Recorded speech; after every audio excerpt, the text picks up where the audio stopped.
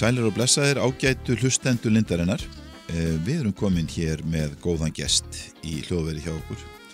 Það hann Andri Þór Sturluson frá Pírötum og hann skipar þriðja sætið í Suðvesturkjördæmi í framboði til alþingiskosninga núna 29. október.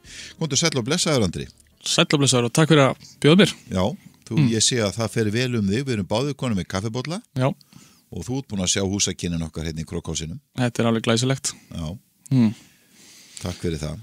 Og ástæðan fyrir að þú ert komin hingað, okkur langar aðeins að forvitnast meira Pírata og stefnumál þeirra og þá sér í lagi áherslurnar ykkar í þessu málaflokki sem snertir trúmál, kristna trú og þjóðkirkjuna, það allt saman.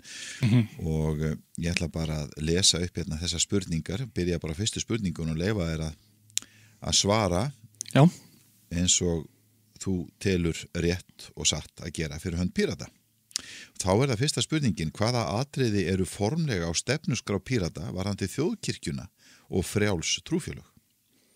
Já, það í raun og veru ekki, þetta tekur ekki langa tíma að útskýra það. Það aðskilnaður ríkis og kirkju, sem við málitaðum, og svo sérstaklega að skoða samningin varðandi ríkisjarðir og launagreiðslu til presta.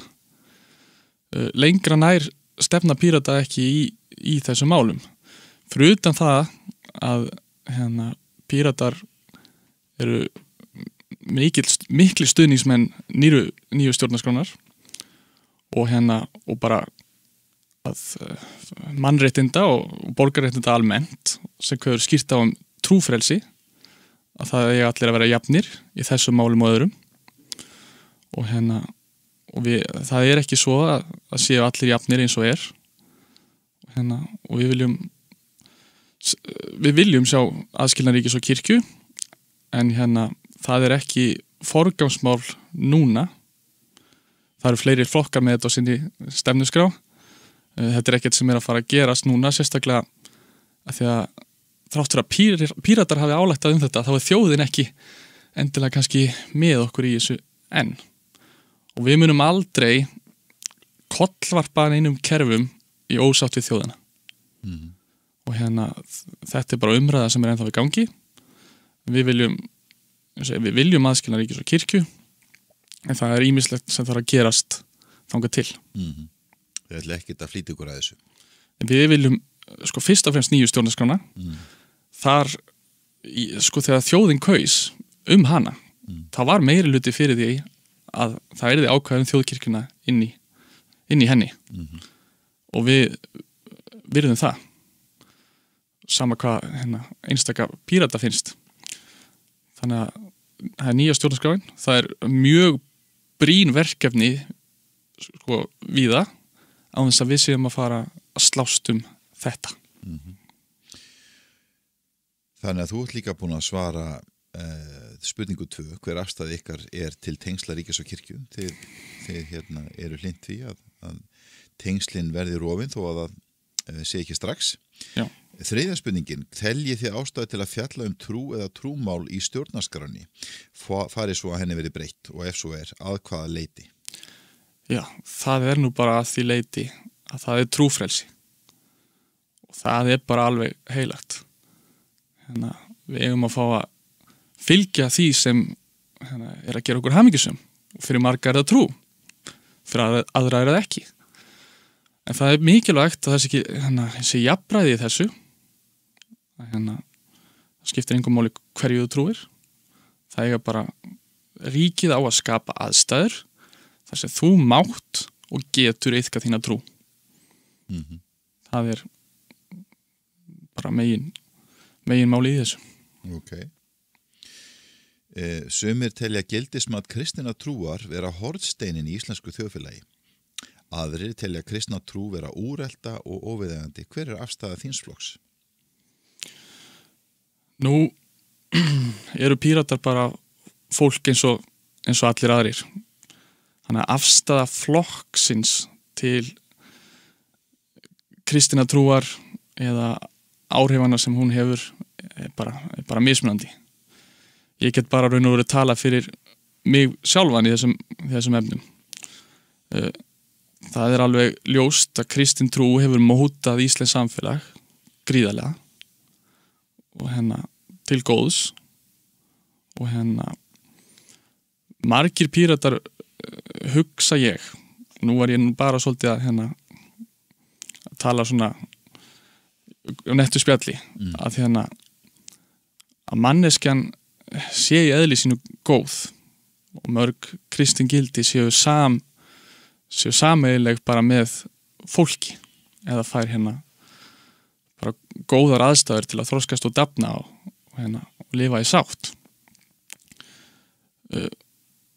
Hvort að kristin trú sé úrelt eða óviðandi, það sko trú verður ekkert úrelt, hún verður ekki úrelt, það bara held ég ekki. Við trúum öll á eitthvað, en ef kristin trú að gera fólk hamingjusamt, þá verður hún aldrei úrelt. Það bara þannig. Og svo má ég koma því að mér finnst trúarbrögð bara almennt mjög heillandi. Ég ólst, þegar ég var ungur strákur, þá var ég alltaf í Vatnaskógi, ég var í KFUM og öllu því, og það var eiginlega stærstu hluta af því að mér fannst þetta bara svo áhugavert. Kannski sagnfræðingurinn í manni og þar eru komið að öðrum punkti sem segir að þetta mun ekkert vera úrelt. Þetta bara saga mannsins hún svona og við hljótum alltaf að horfa til fortíðarinnar þegar við erum að móta framtíðina. Þannig að ég held ég bara að segja alveg, þó að ég sé trúlaus í dag, að þá kristin trú ekki úrelt og ég sé ekki að hún verði það í framtíðinni. Hversu mikið telja Píratar að stjórnmálin eftir að fjalla trúmál svona almennt? Fyrst og fremst að skapa vettvang að við séum frjáls til að trúa og getum gert það. Stjórnmálamenn eru misjafnir og þeir geta svo trúað sjálfur hverju sem Það ekkert sem segir það að þó að meginþóri stjórnmálamenn væri kristin trúar í dag, þá ekkert sem segir að þeir verði það á morgun. Það svona mjög hættulegt stjórnmálin séu einhvers konar geti haft puttan of mikið í þessu. Við vitum aldrei hvað morgundagur byrja skauti sér.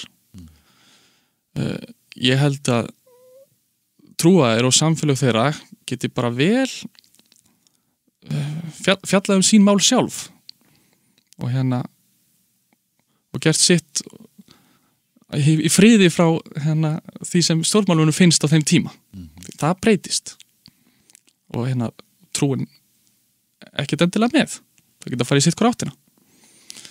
Þannig að bara algjört frelsi til að iðka sína trú og stjórnmálamenn eiga bara að sjá til þess að okkur líði vel, að við höfum menntun, við höfum heilbrigðisþjónustu og ekki að skipta sér af öllu. Skapa bara þessa umgjörð fyrir fólk að vera hamingjusamt. Ég gerir ráð fyrir því að bara sama hver trúin að hún færi hamingju og það á hún að gera og þá þarf að skapa aðstæður til að það blómstri. Og að lokum, teljið þið í flokki Pírata að kristnar kirkjur, líknarfélög eða hjálparsamtök hafi haft áhrif á íslenskt samfélag og ef svo að hvaða leyti? Já, nú bara það þannig að gögn og allt segir það bara skýrt og tært að auðvitað hefur þetta haft áhrif á íslenskt samfélag. Við erum með sem betur fer og rosalega mörg góð samtök sem gera mikið og þau eru bara að margvíslegum toga, allt frá hjálpræðishernum yfir í Kívanis, Lions Hringurinn, alls konar kvenfélög og svona klúbbar sem gera sko bara að segja ánum þeirra þá væri hlutinni hérna virkilega slæmir sko. Og mér finnst og nú ætla ég að segja, mér finnst persónlega stjórnvöld oft gera ráð fyrir því og einhvern veginn það hægt að skera niður sumstaðar vitandi það að það gott fólk hann úti sem reddar þessu hvort sem það eru sjúkrarúm á einhverja deildir leikvöng fyrir langveik börn og mér finnst það svolítið furðulegt hvernig stjórnvöld hafa hagað sér í því en á samanskapi ákvæmlega þakklátur fyrir að þetta sé gert Píratar hafa enga skoðun á þessu per se eins og segja áður það er bara félög eiga að fá að blómstra og þá vera umhverfið það sem að þau geta það það er hins vegar það bara ekki hægt að komast hjá því að sjá hvað það er mikið af góðu fólki í kirkjum, líknarfélögum hjálparsamtökunum og svo bara einstaklingum sem ég tel að mörguleiti haldi hlutunum gangandi sem annars verður komin í algjört ofni ég sé bara í kringum ættingja mína sko, sem eru hættir að vinna og eru í ýmis konar starfi og það er alltaf gert í kyrþey